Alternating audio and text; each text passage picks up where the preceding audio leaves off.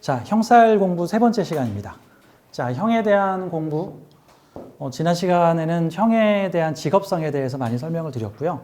이제 형에 대한 이론과 원리도 좀 설명을 드렸는데, 이제 이거를 실제 사주를 풀 때 어떻게 형살을 해석해야 되는가, 어떻게 살아야 되는가, 이런 측면으로 오늘 사주를 좀 집중적으로 풀어보도록 하겠습니다. 자, 형의 활용, 긍정적 물상으로 활용하면 유리하고, 활용하지 못하면 불리하다라는 의미를 가지고 있어요. 자, 오늘 강의가 26강입니다. 형에 대한 세 번째 시간. 자, 이제 사례들을 좀 보도록 할게요. 자, 형살 관련된 사주를 볼 때 해당 형이 이게 어떤 십성에 걸려 있는가, 어떤 물상으로 걸려 있는가, 이제 이런 것들을 보고 그 사주의 월지를 그 중심으로 보죠. 그 대략 같은 형이더라도 중심을 잡고 있는 애가 있거든요. 이제 비중이 어디가 높은가, 이제 이런 것 등등을 좀 보는 거예요. 가령 이런 사주가 있다고 한번 가정을 해보죠. 이 사주는 이게 제가 실제 상담을 했던 분이신데 여자분이세요. 김인현, 정축월, 무인일, 임술씨. 사주에는 지지에 축술미 사명이 걸려 있습니다. 그러면 근데 이 축술미 사명이 무엇에 대해서 축술미가 걸려 있냐면 십성으로는 비경겁제에 걸려 있는 거죠. 그러면은 사람 관계에 대한 조정, 협의, 형살이라고 좀 논의를 해볼 수 있겠죠. 그러면 이 사주는 여러 가지 토들이 서로 섞여서 무언가를 만들어 보려고 하는구나.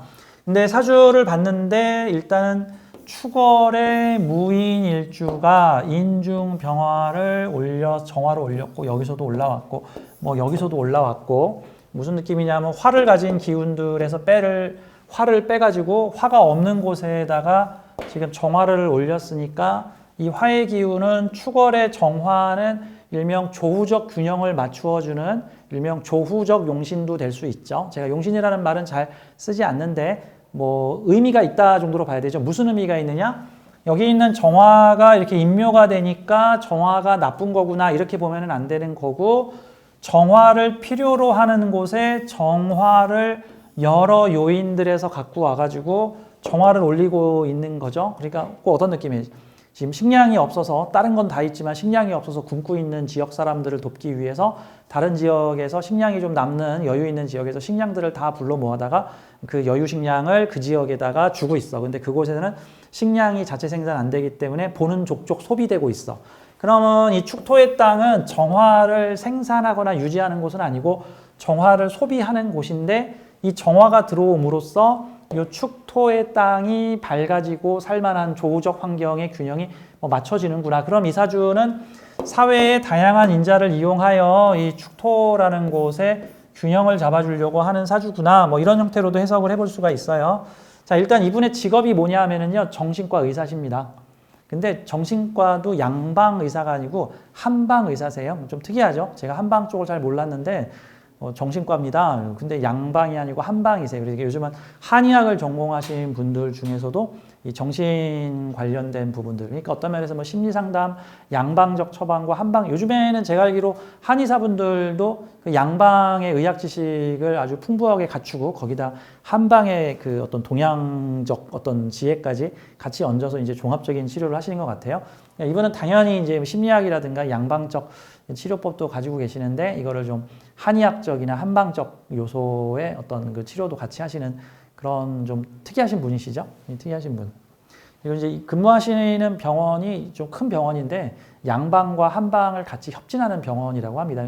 뭐 그런 병원들 있잖아요. 그 기본적으로 양방적 시스템을 갖추고 있는데 거기에 한방적 요소들을 같이 갖춰가지고 필요하면 침도 놓고 필요하면 뜸도 뜨고, 그런데 또 양방의 처방도 다 하니까 균형 잡힌, 그래서 양방 한방 종합병원에서 근무를 하시는 정신과 의사 선생님이신데 기본적으로 한방 쪽을 주 전공으로 하신 분이십니다.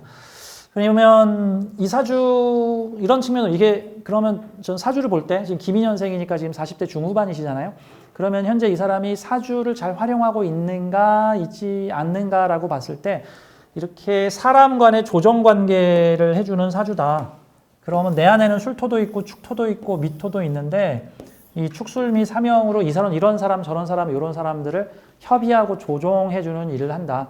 어떤 면에서는 상담 분야에서 제가 보기에는 가장 저 정점에 오른 그런 측면이 정신과 의사신 것 같아요. 알겠죠? 왜냐하면 심리 상담사가 약 처방을 하지는 못하잖아요.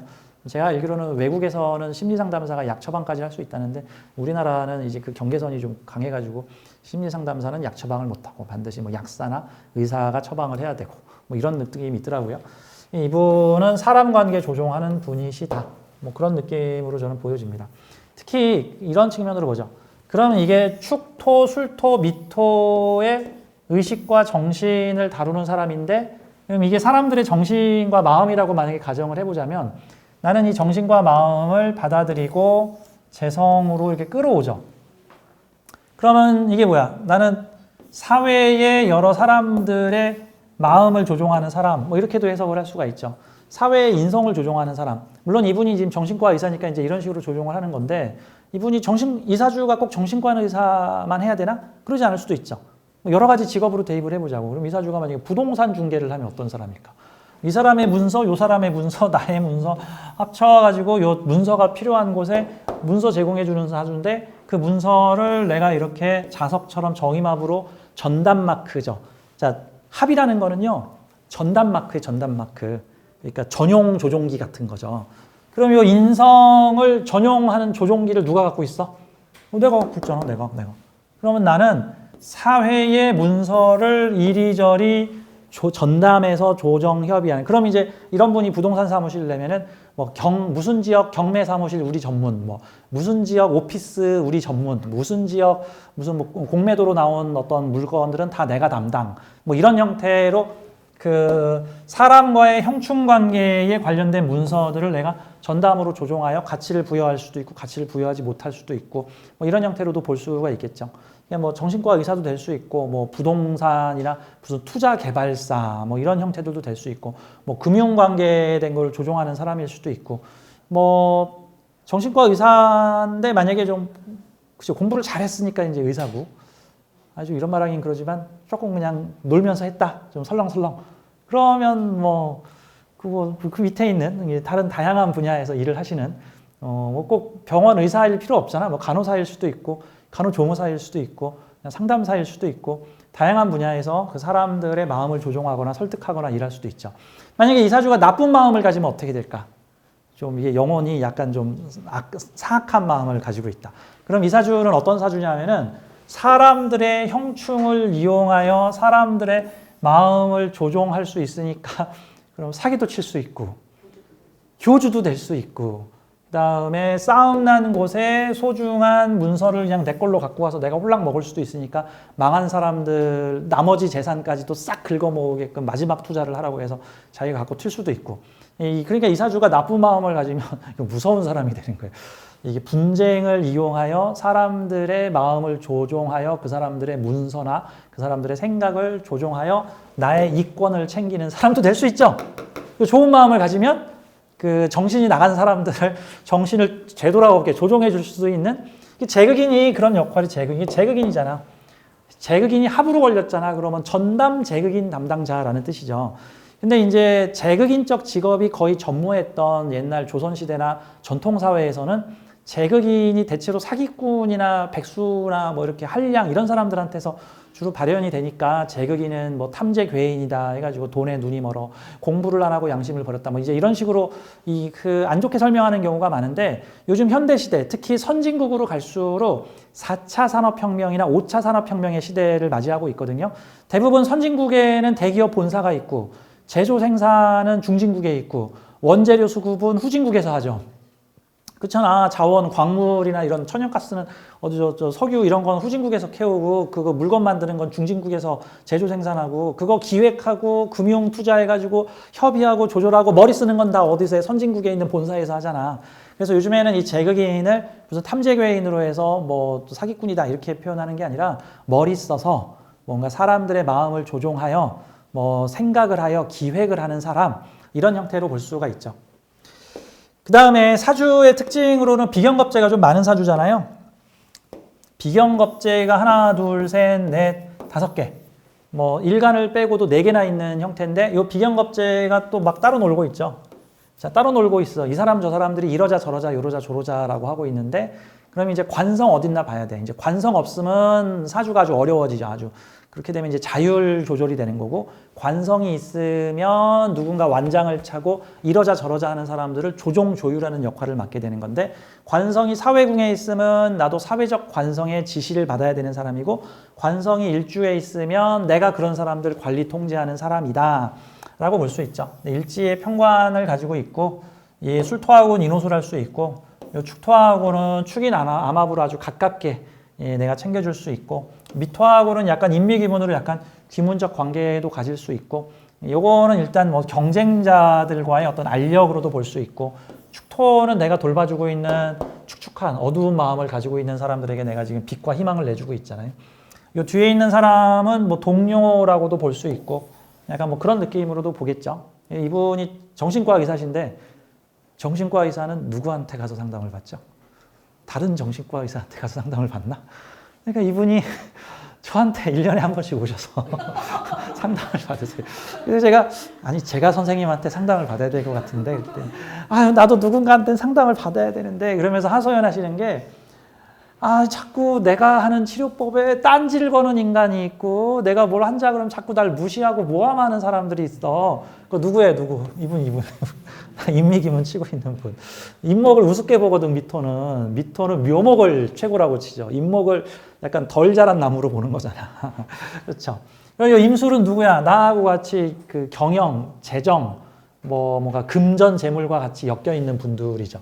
요분은 이제 병원에 내 월급 주는 관계자나 이권이나 이익과 관련된 분들인데, 나의 개인적 영역에 지금 와 있으니까 나하고는 좀 더 가까운 분이고, 이 사람들은 환자지. 화가 필요한 사람한테 얘네들이 다 꺼내가지고 나의 생각, 얘의 생각, 제 생각 합쳐가지고 이게 한 푼 두 푼 정화를 모아가지고, 옛날에 그 심청이 키울 때 엄마가 그냥 아이 낳다 돌아가시니까 우리 신봉사가 그 심청이를 젖동량을 하면서 키운 거 아니야. 이게 동네에 젖 나오는 그 분유가 어딨어. 이게 지금 젖동량한 거예요. 어떻게 화동량. 화를 이 사람, 요 사람, 그럼 이 사람의 지식, 나의 지식, 저 사람의 지식, 그럼 이게 양방이겠지, 양방. 양방의 지식, 우습게 보잖아, 나를. 무슨 한 방으로 정신병을 고쳐? 이 약 하나면 이럴 텐데, 이제.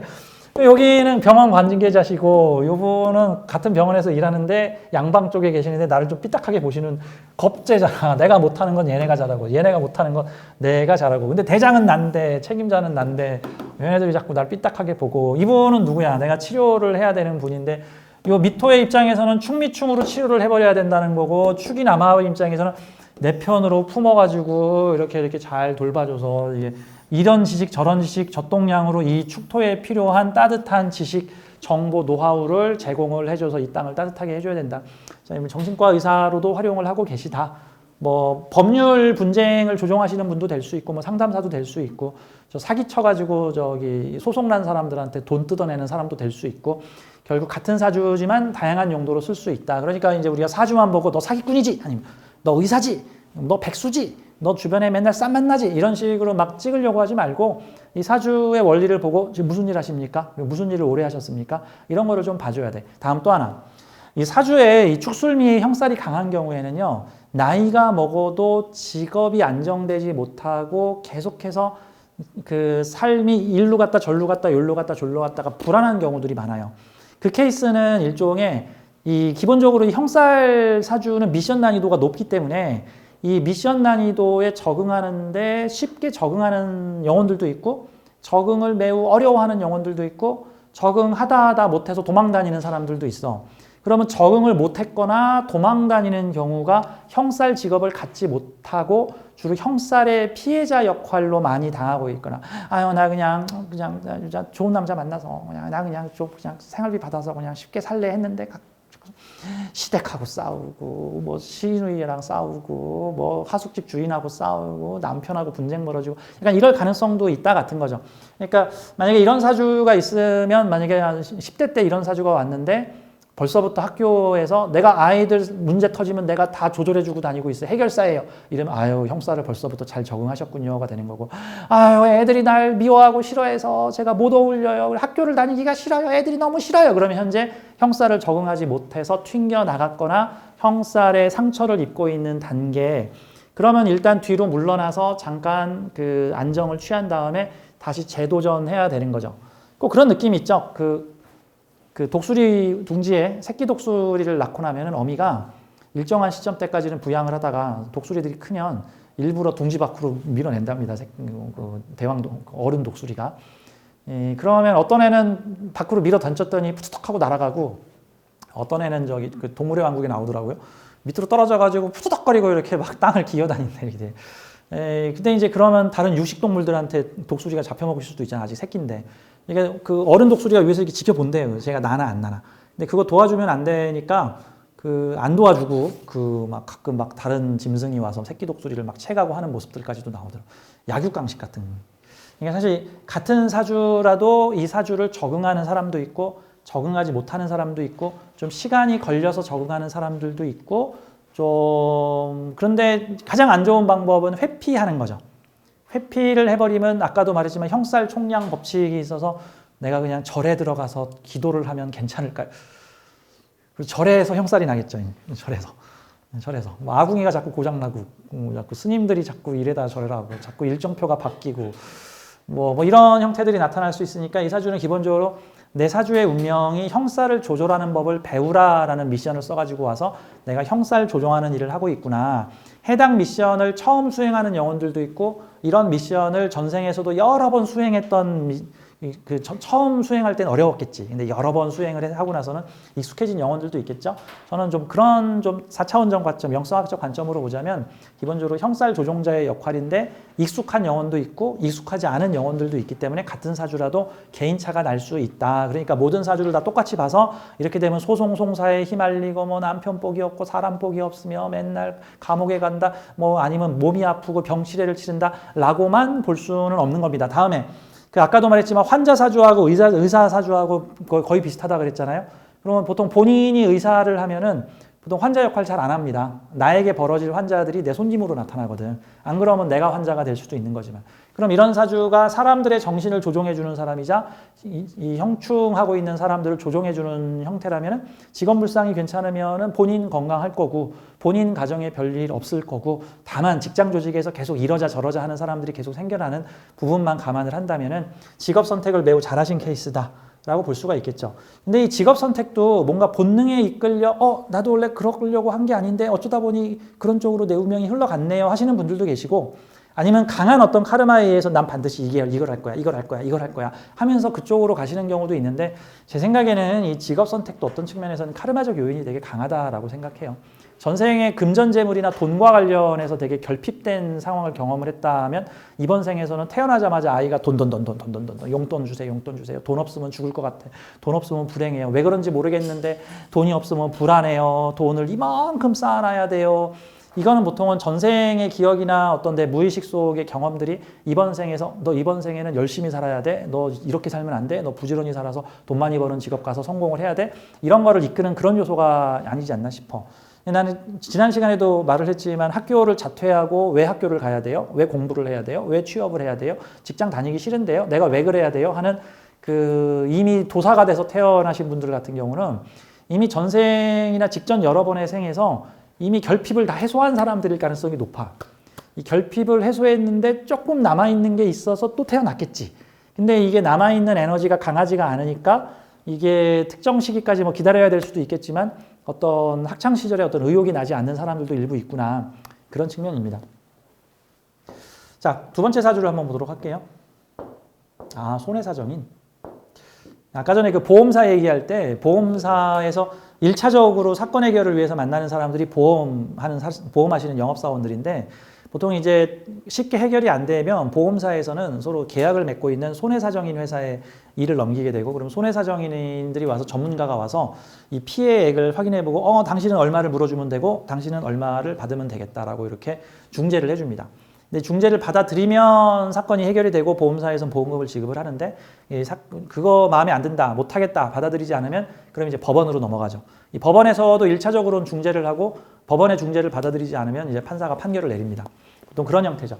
손해사정인 사무소에 다니시는 분이세요. 근데 이제 남자분이신데 개해년생이니까 지금 40대 중반 정도가 됐고 이 사주는 지지의 인사신 사명을 가지고 있는 형태죠.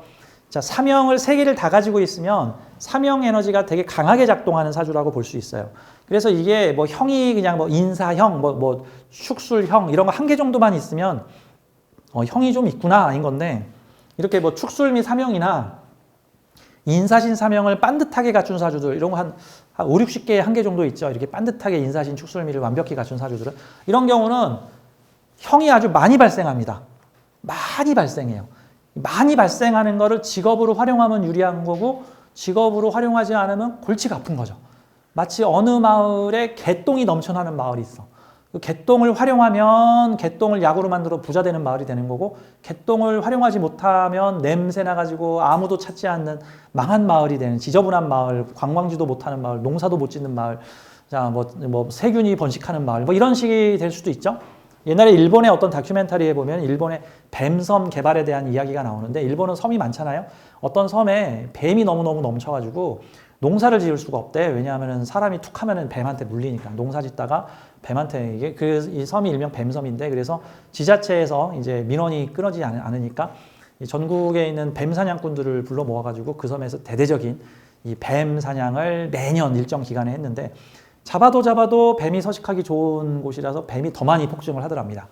결국에는 이게 뱀 사냥으로는 해결이 안 되겠구나 해가지고 거기다가 이제 뱀 생태 연구소라는 거를 차려서 거기다가 이 박사급들을 나라에서 투자를 해서 거기서 단연간의 투자를 한 끝에 뱀으로 만들 수 있는 다양한 산업 제품들을 만들기 시작해서 지금은 그 섬이 뱀 특산 섬이 돼서 뱀 농장, 그다음에 뱀 가죽 지갑, 그다음에 뱀술 뭐 이런 거가 특산물로 유명해져서 그곳에 와서 사람들이 뭐 뱀술도 사가고 뱀지갑, 뱀가죽지갑, 뭐 뱀으로 만든 각종 공예품, 그다음에 각종 뱀과 관련된 농장 뭐 이런 걸로 뭐 관광 수익이나 뱀탕 그러겠죠.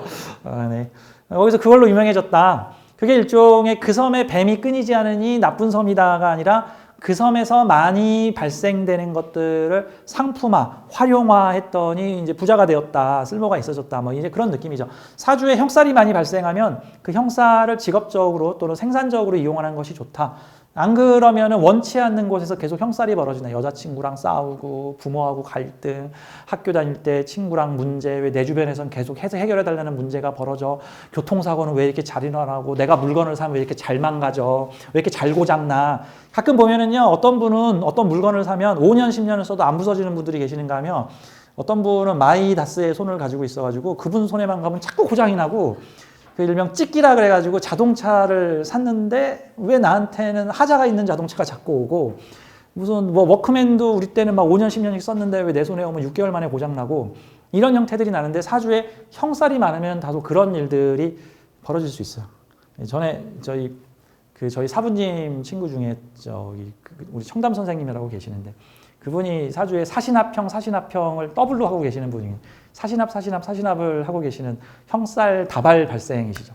인성하고 식신의 합이 그 형살이니까 형합이 되고 있으니까 계속해서 그 어떤 분쟁 조정이나 상담이라든가 뭐 이런 형태 쪽으로 가시는데 그분이 툭 하면 하시는 말씀이 아니 왜 나한테 무슨 제품이 오면은 며칠만 있으면 고장이 나. 자꾸 고장이 나. 이제 이런 느낌도 되는 거죠. 자, 이거를 직업 활동으로 쓰면 좋죠. 근데 이분 같은 경우에는 젊어서 직업을 못 정하셨고요.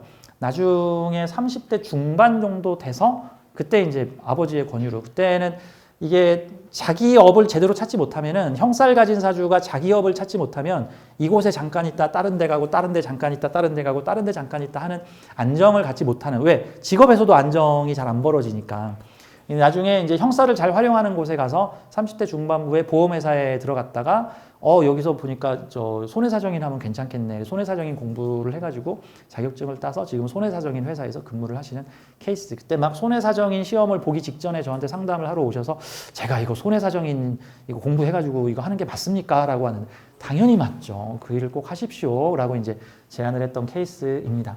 특히 그 사주에서 이 사주는 사람 관계에서 형살이 발생을 하고 있는 거고요. 자, 사명은 세 가지 요소죠. 자, 근데 세 가지 요소 중에 월지를 누가 차지하고 있는가를 보고 걔가 중심이 되는 거예요. 그러면은 이 사주의 형살은 이 월지가 편재죠, 편재. 편재에서 정제 올라갔으니까 제격 사명살이라고 봐야죠. 제격인데 사명이야. 제격 사명이면은 주로 무슨 문제로 형살이 동하겠어요? 돈 문제, 돈 문제죠. 그러면 만약에 내가 피해자다 그러면 주로 누구 돈이 나가겠어요? 내 돈이.